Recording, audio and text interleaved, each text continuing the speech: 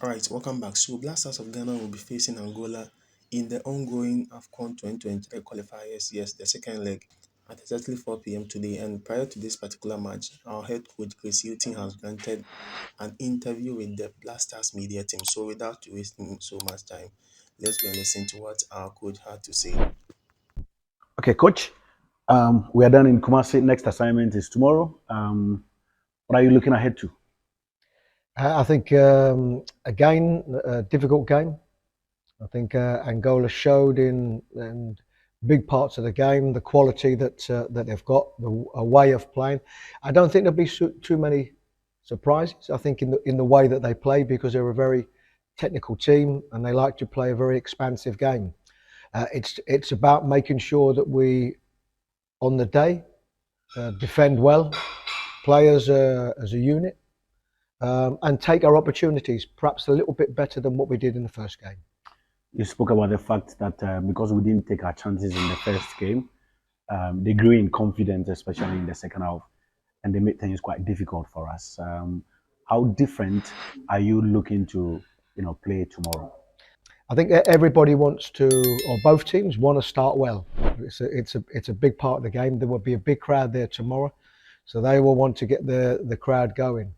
But you are right. We had a good start in the last game. Played well.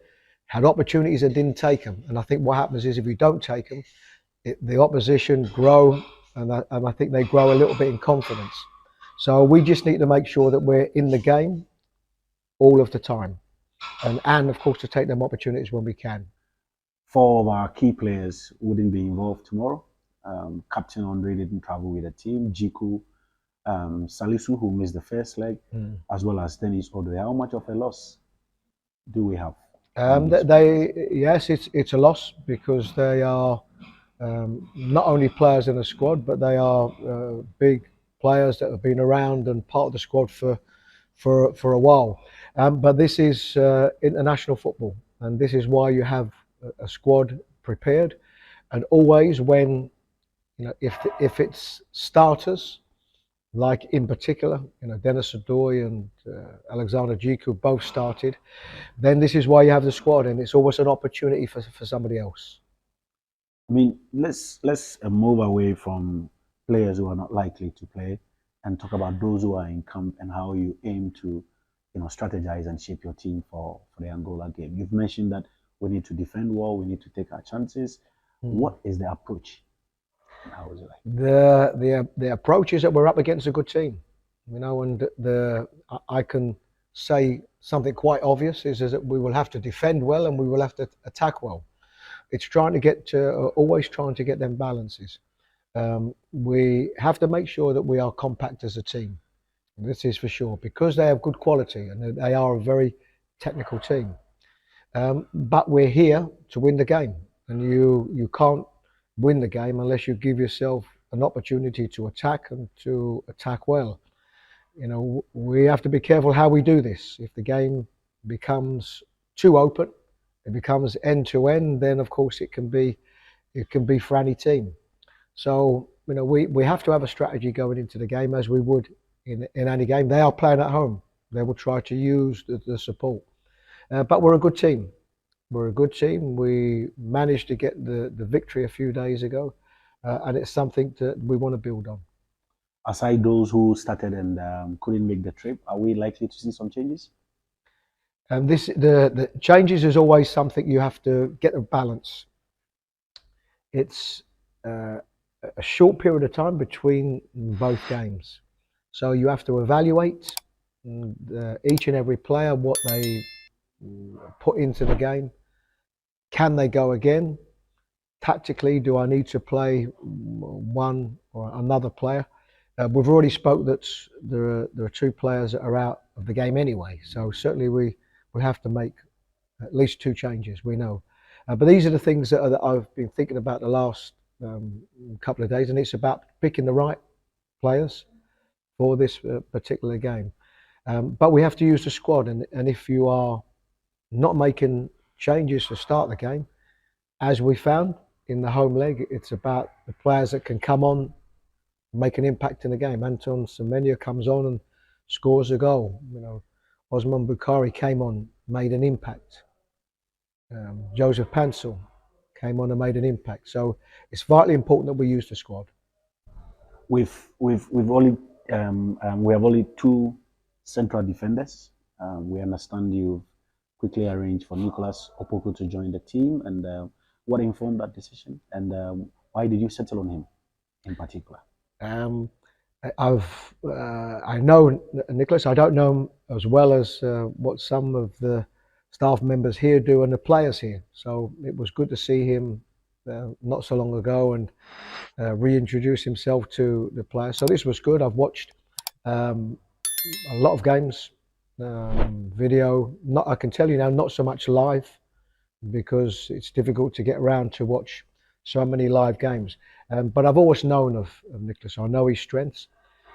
He needs no introduction. He's somebody that comes in that has played games before, so that transition is easy. It's easy for him to come into the squad.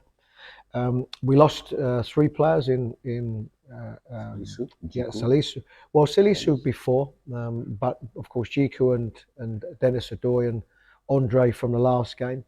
I felt that we was covered enough in the offensive positions, and instead of bringing two defenders in because we've lost two defender, I thought we'd just get the balance right to bring in one because I think we have a couple of players that can play in a couple of positions. So, and I didn't want to bring in too many players. But Nicholas is somebody that we know.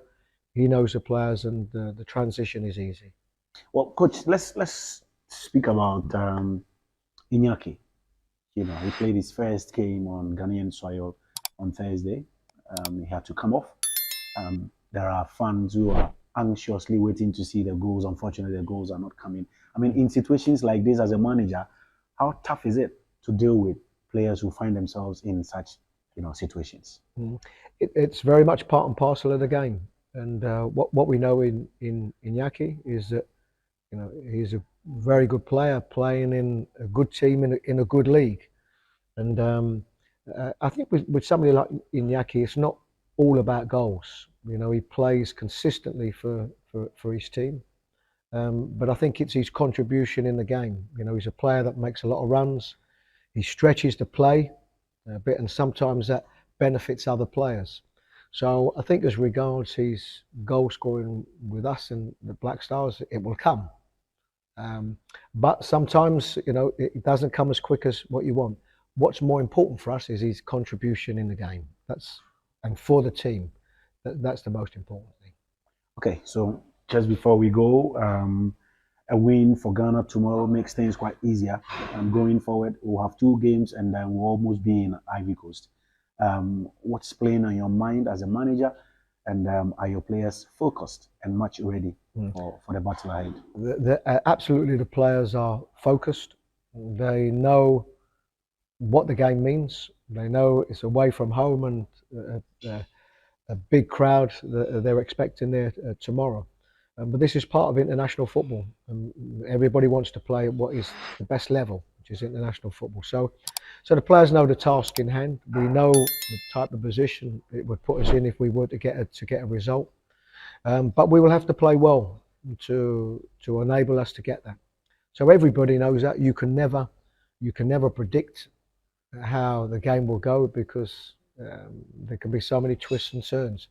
We just have to work as hard as we can to make sure that the game goes in our favour. Alright, so this is what Chris Hughton had to say prior to this particular second leg encounter. And this ends our video. Make sure you subscribe to my channel if you want any updates about the Blasters and leave your comments under the comment section. I'll see you in the next video.